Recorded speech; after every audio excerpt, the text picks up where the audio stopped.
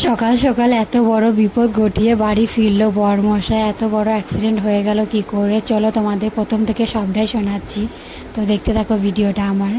তো প্রত্যেক দিনকার মতন সকালবেলায় ঘুম থেকে উঠে আমি বাসি কাজ কর্ম সেরে নিয়েছি। তারপরে এই যে এখন আমি ব্রাশ করব, কলতলায় যাবো। এই যে তো এই দেখো আমি এখন ব্রাশ নিয়ে নিয়েছি, দেন এখানে ব্রাশ করছি, এখন ঘরের মধ্যেই ব্রাশটা করছি। তো ব্রাশ টাশ করার পরে মুখ ধুয়ে যে এখন বাড়ির সবার জন্য চা করব আমি। তো চা করার জন্য জল নিয়ে নিলাম ঠিক করে, বাকি সবারই জন্যই চা করা হচ্ছে। তার জন্য আমি অতটা বুঝতে পারি না, তাই কাপে করে এরকম করে মাপ করে নিই জলটা। তো জল নেওয়ার পরে চা চিনি যেটা লাগে আমি সব দিয়ে দিলাম। আর এটা র চা করা হবে বলে এক টুকরো আদাও দিলাম আমি। তো এরপরে চাটাকে নিয়ে এখন গ্যাসের ওপরে বসিয়ে গ্যাসটা অন করে দেব। তো এই যে দেখো চাটা বসিয়ে দিলাম, আমার এখন চাটা ফুটে ওঠার অপেক্ষা। তো এই যে আমার চাটা আস্তে আস্তে হয়ে এসেছে অনেক ট্রাই করে। তো কিছুটা র চা আমাদের জন্য তুলে নিলাম, তারপরে বাকি র চাটার মধ্যে বরমশাইয়ের জন্য দুধ দিয়ে দিলাম, সে দুধ চা খাবে তার জন্য। তো ব্যাস এখন এইটা চাটা করে রাখিলাম ওর জন্য। সে তো এখন নেই কো, সে বাজারে গেছে, আমাদের জমিতে কিছু ফসল লাগানো হয়েছে সেগুলো বিক্রি করতে সে এখন বাজারে গেছে, নেই কো। আমি এদিকে করে রাখি, তার করতে করতে উনি চলে আসবেন, ফোন করেছিল আর কিছুক্ষণের মধ্যে বাড়ি আসবে সেটা জানালো, সেই জন্য আমি আরও করে রাখছি একবারে। তো এই যে দেখো আমার চা ফুটে উঠেছে, হয়ে গেছে, দুধ চাটাও আমার করা রেডি হয়ে গেছে একদম। তো এবার গ্যাসটা বন্ধ করে দিলাম, দেন চাটাও ছেঁকে রেখে দেবো একবারে। এসে তখন একবারে খেতে দেওয়া হবে, কারণ আরও অনেক কিছু কাজ আছে মাঠের কাজে, তিনি তখন চলে যাবে, তাই করা থাকলে পরে তার একটু সুবিধা হবে করে, সেই জন্য। তো এই চাটা আমি ছেঁকে ওনার জন্য রেখে দিলাম, দেন তারপরে তখন আমরা এবার মুড়ি খেতে বসবো। এবার যে এই যে ওনার চাটা কাপের মধ্যে রেখে দিলাম, তারপরে এই যে আমি মুড়ি খেতে বসেছি। এই যে চা, বিস্কিট, তারপরে মুড়ি, একটু বাদাম ভেজেছিলাম, সেই বাদাম ভাজা মুড়িটা দিয়ে আজকে খাচ্ছি। তো তারপরে বাকি বাড়ির সবারই জন্য মুড়ি খাবার করব। মুড়ি খাবারে আজকে একটু আলুর দম করা হবে। তো আলুর দমের জন্য প্রথমে তেল দিয়ে একটা তেজপাতা দিলাম, তো তারপরে কিছুটা চিনি দিয়েছি। এবার তেলটা ভালো করে চলে আসার পরে কুচনো যে পেঁয়াজগুলো আমি রেখেছিলাম কেটে, সেগুলো এখন দিয়ে দিলাম তেলের মধ্যে দিয়ে খানিক নাড়াচাড়া করলাম। নাড়াচাড়া করার পরে অল্প পরিমাণ মতো নুন দিলাম, যাতে পেঁয়াজটা হেজে যায় তাড়াতাড়ি, ভালো হবে তার জন্য। তো পেঁয়াজটা যে আমার নাড়াচাড়া হয়ে গেছে, এবার টমেটোটা যেটা কেটে রেখেছিলাম, কুচনো টমেটোটা দিয়ে দিলাম পেঁয়াজের ওপরে। এটাকেও দিয়ে খানিকক্ষণ নাড়াচাড়া করে একটু সিদ্ধ করে নিতে হবে টমেটোটা তেলের মধ্যে। তো এই যে আমার এখন এটা হোক। আর এদিকে আমি প্রেসার কুকারে আলু সিদ্ধ করতে দিয়েছিলাম, আলু সিদ্ধটা আমার সিটি পড়ে গেছে, সেটাকেও নামিয়ে রেখেছি। দেন তারপরে যে মশলা যেটা লাগবে আলুর দমের, আদা রসুন জিরে সব কিছু মশলা একবার আমি বেটে রেখেছিলাম, বাটা মশলাটাও দিয়ে দিলাম। তারপরে হলুদ গুঁড়ো আরও গুঁড়ো মশলা কিছু দিয়েছিলাম, যেগুলো আমার নেওয়া হয়নি, সেগুলোকেও দিলাম। তারপরে এবার আমি ভালো করে মশলাটা তেলের ওপরে কষিয়ে নিচ্ছি। দেখো, তো বেশ কিছুক্ষণ মশলাটা এখন এরকমভাবে কষিয়ে যেতে হবে যতক্ষণ না তেল ছেড়ে দেয় মশলাটাতে। তো এই দেখো আমার তেল ছেড়ে দিয়েছে, অলমোস্ট মশলাটা কষানো হয়ে গেছে। তো আমি কিছুটা জল দিয়ে দিলাম মশলাটার ওপরে। এরপরে যে সিদ্ধ করে আলুগুলো রেখেছি আমি এটাতে দম করব বলে, তো সেই সিদ্ধ করে রাখা আলুগুলো এবার আমি অল্প অল্প করে একটা একটা করে দিতে থাকবো এর মধ্যে। অল্প অল্প করে দিলে আর কি মশলাটার সাথে ভালো করে মাখানো হবে আলুগুলো, সেই জন্য আমি অল্প অল্প করে দিচ্ছিলাম আর মাখাচ্ছিলাম।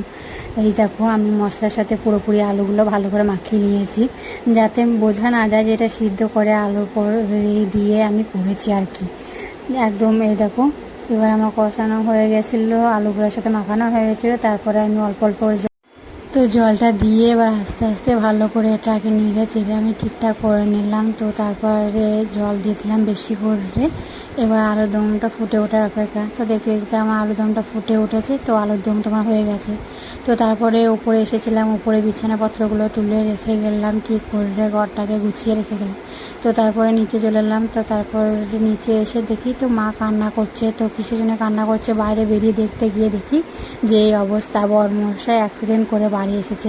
তো সবটা বড়মশাইয়ের কাছে জানতে যেয়ে সে বললে যে ভোরবেলায় যখন আলু নিয়ে গেছিলো সেগুলো বিক্রি করার পরে সে বাড়ি আসছিল, বাড়ি আসার সময় নাকি কিছু কুকুর তাকে রাস্তার মধ্যে তাড়া করেছিল এবং সে গাড়ি নিয়ে জোরে চালিয়ে আসতে গিয়ে তার সামনে একটা টোটো চলে আসে।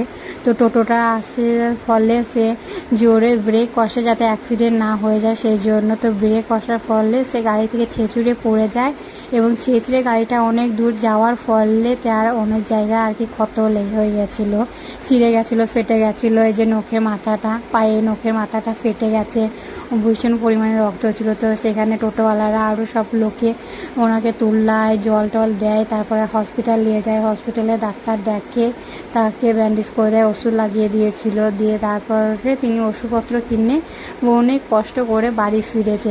বাড়ি ফিরে তো রীতিমতো তার জ্বালা পোড়া করছে। তো তারপরে মা তাকে পরিষ্কার করিয়ে দেয়, ঘরে তুলিয়ে দেয়। তো তারপরে তো ওনাকে বলেছিল যে গরম জল করে, নিম পাতার জল করে এগুলোকে পরিষ্কার করে যে ব্যান্ডেজটা পায়ে করে দিয়েছিল সেটাকে খুলে পুছিয়ে তারপরে ওষুধগুলো লাগাতে বলেছিল। তো সেরকম মতন আমি জল গরম করলাম, দেন তারপরে সেগুলো গরম করার পরে সেটা দিয়ে ভালো করে ক্ষত জায়গাগুলো ধুইয়ে পুছিয়ে দিলাম। যেহেতু বালি ছিল রাস্তার মধ্যে, ছেঁচড়ে গেছে, সেজন্য প্রচুর পরিমাণে ছিঁড়ে গেছে আর বালিতে কিরকিরি হয়ে গেছিলো, সেই পরিমাণ জন্য আরও জ্বালা করছিল এগুলো। তো এই দেখো আমি জ্বালা পোড়া করছিলো, সেই জন্য জ্বালা পোড়া যে মলমটা দিয়েছিল আমাকে ধোয়ানো পরে মলমটা আমি লাগিয়ে দিচ্ছি পুরো ঘায়ের জায়গাগুলো যেগুলো কেটে গেছে। তো এই যে মলমটা লাগিয়ে দিলাম। আর এই অবস্থায় এখন কিছু করা যাচ্ছে না, সে রীতিমতো খুব ভীষণ জ্বালা পোড়া করছে, একদম কান্না করার মতন অবস্থা, তিনি কিছুই করতে পারছিলেন না। হাতও বেশি নাড়াচাড়া করতে পারছে না, ব্যথা করছে, হাত ফুলে গেছে একদম। তো এই যে তারপরে পাটারও অবস্থা দেখাচ্ছি তোমাদেরকে, দেখো কি অবস্থায় হয়েছে না কি যে বলবো। আর এই যে পাগুলাতেও আমি মলম লাগিয়ে দিলাম। আর এটা ব্যান্ডেজটা খুলেছিলাম, বাট আবার রক্ত চলে আসে বললে ঘরের ব্যান্ডেজ দিয়ে আমি কোনো রকমভাবে এখন বেঁধে দিলাম ওষুধ লাগানোর পরে, ধুয়ে ফুয়ে দেওয়ার পরে আবার ওষুধ লাগিয়ে আবার ব্যান্ডেজ করে দিয়েছি। আর এই যে এই মলমটা দিয়েছে ডাক্তারবাবু লিখে দিয়ে। তারপরে এদিকে আসি, মা কাটাকুটি করেছে, মশলাটা আমি বেটে দিয়েছিলাম। তারপরে মা এই যে ভাত হয়ে গেছে অলরেডি, আর এই যে তরকারি বসাবে এখন। তো আমি এখন এবার যাবো ওপরে স্নান করতে। তো চলো স্নান সেরে আসি। আর এই যে ওনাকেও স্নান করে দিয়েছি, স্নান করে উনি শুয়ে আছে এখন বর্মশাই। আর আমি ওনার জামা কাপড়গুলো ছাড়িয়ে নিয়েছি, জামা কাপড়গুলো আমি কেচে দেবো। আর এই যে আমাদের ফসল জমিতে লাগানো হয়েছিল এত আলু, সেই আলুগুলাই উনি এখন বিক্রি করছিলেন। আরও জমিতে ফসল ছিল সেগুলোকেই নিয়ে গেছিলেন বাজারে, আর বাজারে নিয়ে গিয়েই তো এই অবস্থা এখন ওনার। তো তারপরে ঘরে এলাম, উপরে ঘর থেকে গামছাটা নিলাম, দিয়ে এখন স্নান করতে যাবো। এই যে আমি তো স্নান করতে গিয়ে বাথরুমে দেখি সাবানটা শেষ হয়ে গেছে, তো ঘর থেকে আবার একটা সাবান নিলাম। তো সাবান নিয়ে স্নান সেরে এখন ঘরে চলে এলাম। তো ঘরে এসে অল্প করে স্নান টান সারার পর একটু ক্রিম ইউজ করে নিলাম, এত গরম না তার জন্য অল্প করে নিচ্ছি ক্রিমটা। একটু ক্রিম না দিলেও লয়, মুখটা ভীষণই খসখসে লাগছিলো আর কি, সেজন্য একটু ক্রিম দিয়ে দিলাম মুখে।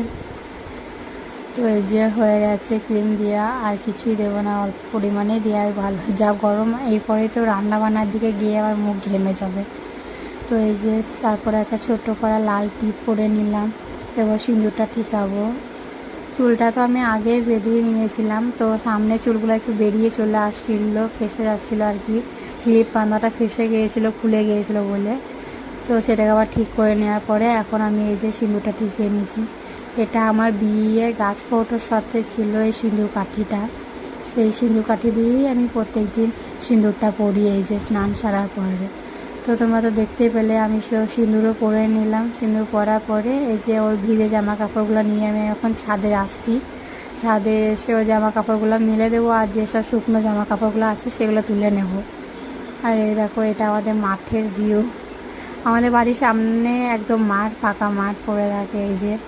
আর এই দেখো এখানে মা কত আচার দিয়েছে, তেল আম দিয়েছে, সব রোদে এখন শুকোতে দিয়েছে, এগুলো সব তেল আম, থালাটা আচার।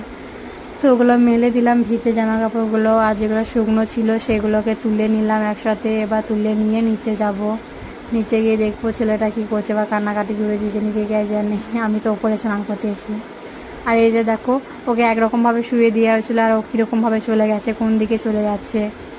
তো তারপরে মায়ের রান্না বান্না হয়ে গেছে আর আমরা সবাই খেতে বসেছি এখন দুপুরবেলাতে।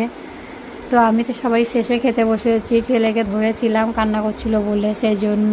তো এই যে আরও অনেক কিছু রান্না বান্না করা ছিল, কিন্তু আমি কাটাকুটি করে দিতে পারিনি গো সেরকমভাবে। আর মায়ের শরীরটা খারাপ, তাই মা একা হাতে বেশি কিছু রান্না করতে পারিনি, নয়তো ভাজা ডাল আরও অনেক কিছু করা হতো। সব কিছু দিয়ে একটা ঝোল করেছিল মা। তো খাওয়া দাওয়া শেষে এই যে দুপুরবেলায় এখন একটু ঘুমিয়ে আছি। তো ঘুমানোর পরে বিকেলবেলায় ঘুম থেকে উঠে এই যে গরুর ঘাস যেগুলো হয় সেগুলো এখন কাটতে বসেছি, কারণ বরমশাই তো এখন হাত নিয়ে কাটতে পারবে না, এরকম নাড়াচাড়া করতে পারছে না, ভীষণই ব্যথা করছে আর ভীষণই জ্বালা করছে আর কি বলছে, সেই জন্য আরই করতে পারবে না, তাই আমি কাটছি এখন। আর বাবা আছে, বাট বাবা তো মাঠের কাজে ব্যস্ত আছে না, এদিকে কখন কাটবে করতে, তিনিও অসুস্থ মানুষ, তখন বেশি চাপ হয়ে যাবে, ওনারও শরীরটা খারাপ করবে, সেই জন্য আমি আর কি মাঠে ঘুমাগুলো যেগুলো এনে রেখেছিল বাবা সেগুলোকে কেটে নিলাম। তারপরে এই যে গরুকে খেতে দিয়ে দিলাম, এইগুলো আমাদের ঘরের গরু। আর বাকি যে ঘাসটা ছিল সেটা কেটে এখন রেখে দিলাম, ওটা সকালে দেওয়া হবে। আর এই যে আমাদের একমাত্র ছাগল আমাদের একটাই আছে, এই ছাগলটা বাচ্চা হবে কিছুদিন পরেই। এই দেখো পেট একদম মোটা হয়ে আছে না। তো ভীষণ গরম লাগছিল, পরে এবার একটু ফ্যানের তলায় বসলাম, ভীষণই গরম লাগছিল, ঘেমে গেছি পুরো তাই। তো তারপরেই তো দোকানে থেকে বড় বাবা একটু ফুচকা খেতে চাইলাম, তো ফুচকা আলা দেখেছিলাম এদিকে আসছিল, তো আসার জন্য আমি বড়মশাইকে বলি এবং বড়মশাই আমার জন্য ফুচকা আনে। পেটে বাচ্চা থাকতে তখন থেকে আমার ফুচকা খাওয়া একরকম বন্ধ ছিল, আমি অনেক দিন ফুচকা খাইনি কো, আবার আজকে খেতে বসেছি। তো ভীষণই অল্প পরিমাণে নিয়েছি, বড়মশাই দুটো খেলবো আর আমি বাকি গোটা নিয়েছি এই যে। আর বেশি খাবো না গো, কারণ ছেলেটা তখন যদি শরীর খারাপ করে, সেই জন্য খাই না গো একদমই। তো ফুচকাগুলো তো অনেক দিন খাওয়া নেই গো, সেই জন্য আজকে খেলাম, তো ভালোই লাগছিলো এ করে। অনেক দিন খাওয়া না থাকলে আরও ভালো লাগে আর কি। তারপরে বিকেল দিকে এই যে একজন আমাদের পাড়ার একজন একটু জাম দিয়ে গেছিলো, তাদের গাছের জাম, কালকে ঝড়ি হয়েছিল, হাওয়া হয়েছিল, সেই জন্য অনেক জাম পড়ে গেছে, সেই জন্য ও দিয়ে গেছিলো বাড়িতে। তো সেইগুলোকে জামগুলো ভালো করে ধুয়ে নিলাম। তো ধোয়ার পরে দেখো জলটার কি অবস্থা, পুরো নীল হয়ে গেছে, কালো জামে পুরো নীল রং হয়ে গেছে জলটা। তো জামগুলো ভালো করে ধুয়ে পরিষ্কার করে নিলাম, তারপরে একটু নুন মাখিয়ে দেবো, নুন মাখালে বেশ ভালোই লাগবে, নুন দিয়ে মাখিয়ে বেশ কিছুক্ষণ রেখে দেবে, তারপরে খাবে দেখবে বেশ ভালোই লাগবে, নুনটা জামের মধ্যে ঢুকে যাবে, পৌঁছাবে, তারপরে আরও ভালো লাগে। তো ব্যাস এটা নুন মাখিয়ে রেখেছিলাম, তো একটা পড়ে গিয়েছিলো সেটাকে আবার ধুয়ে নিলাম ভালো করে। তো এই যে আমার জাম মাখানো তো রেডি, আমি তো অপেক্ষা করতে পারছিলাম না কো, সেই জন্যই একটা খেয়েই দেখে নিচ্ছিলাম জাম কেমন লাগছে খেতে। এই যে নিয়ে নিলাম।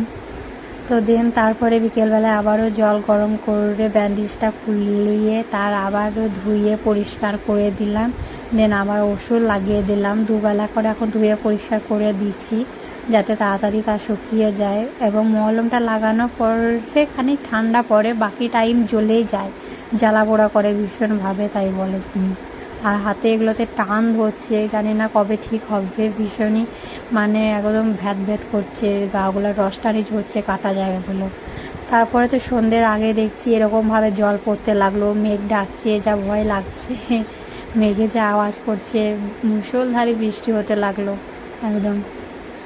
তো চলো তারপরে সন্ধ্যেবেলায় আজকে তো বর্মশাইয়ের জন্য রুটি করা হয়েছিল, তো এই যে রুটি, আলু ভাজা, মুড়ি, আম সব খেলে উনি, আর তারপরে আমরাও খাওয়া দাওয়া সেরে ওপরে চলে এসেছিলাম। আর এই যে মশাইটা নিয়ে বর ছেলে তো ঘুমিয়ে পড়েছে, অলরেডি শুয়ে পড়েছে। তো আমি মুখ হাত পা ধুয়ে আসি, তারপরে তো একটা ক্রিম ইউজ করে নিয়েছিলাম। এই যে এখন রাতের বেলা জাগা হয় আমার বাচ্চাটার জন্য, ছোট ছেলে তো রাতের বেলায় অনেকবার উঠে পড়ে, সেই কারণে জাগা হয়। তো সেই কারণে চোখের তলাগুলো আমার এগুলো সব কালি পড়ে যাচ্ছিলো, কালো হয়ে গেছে, ডার্ক সার্কেল হয়ে গেছিলো অনেক। তো সেই জন্য আমাকে একটা ফার্মেসি থেকে একটা ওষুধ এনে দেওয়া হয়েছিল, যেটা ঘুমানোর সময়তে লাগাতে বলেছিল মুখ ধুয়ে। তো সেটা আমি একটু লাগিয়ে নিলাম, তারপরে একটু মুখেও ক্রিম ইউজ করলাম অল্প করে দিয়ে। এই ক্রিমটা ইউজ করার পরে তখন আমি শুয়ে পড়বো করে। তো ক্রিমটা ইউজ করার পরে একটা ঠোঁটে লিপ বামও দিলাম। তো নাইট কেয়ার রুটিন তো আমার শেষ, আর কিছু ইউজ করবো না গো, সব কিছু অল্প অল্প করে দেওয়া। তো দেওয়ার পরে আর চোখে যেটা দিচ্ছিলাম না চোখের তলাতে, ওটা দেওয়ার পরে কিন্তু আমার অনেকটা কালিটা উঠে গেছে। তো ব্যাস আমার আজকে সারাদিনের ব্লগ এখানে শেষ করছি। এখন আমি যাব ঘুমাতে। তো আজকের মতন বাই বন্ধুরা।